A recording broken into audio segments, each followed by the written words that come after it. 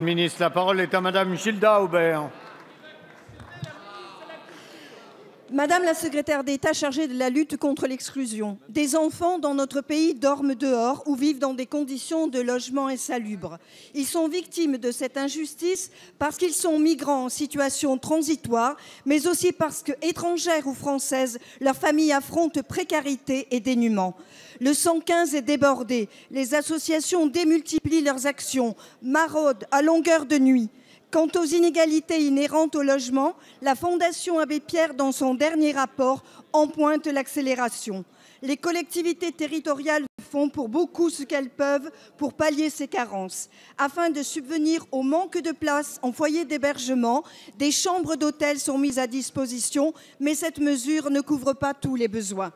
Auditionné par le Comité des droits de l'enfant des Nations Unies, l'UNICEF dressait dans son dernier rapport alternatif à celui de l'État un bilan globalement négatif des rudes conditions de vie auxquelles sont confrontés tant d'enfants dans notre pays.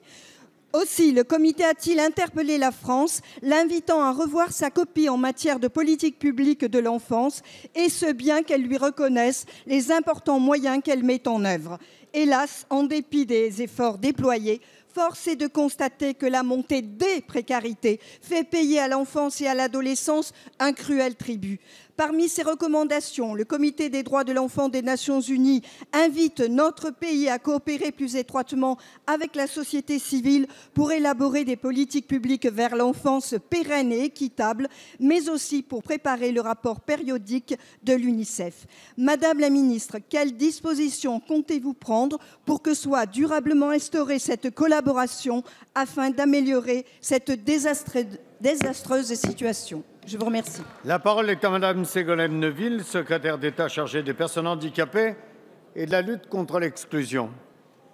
Merci Monsieur le Président, Mesdames et Messieurs les députés.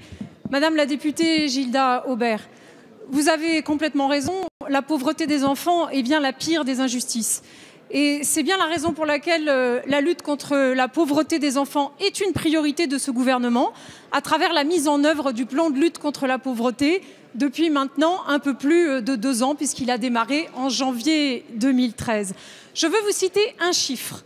C'est chaque année, avec les revalorisations des minima sociaux, 2,7 milliards d'euros qui ont été redistribués aux 2,6 millions de familles les plus démunies en France chaque année, soit 1 000 € environ par an par famille démunie depuis la mise en œuvre du plan pauvreté.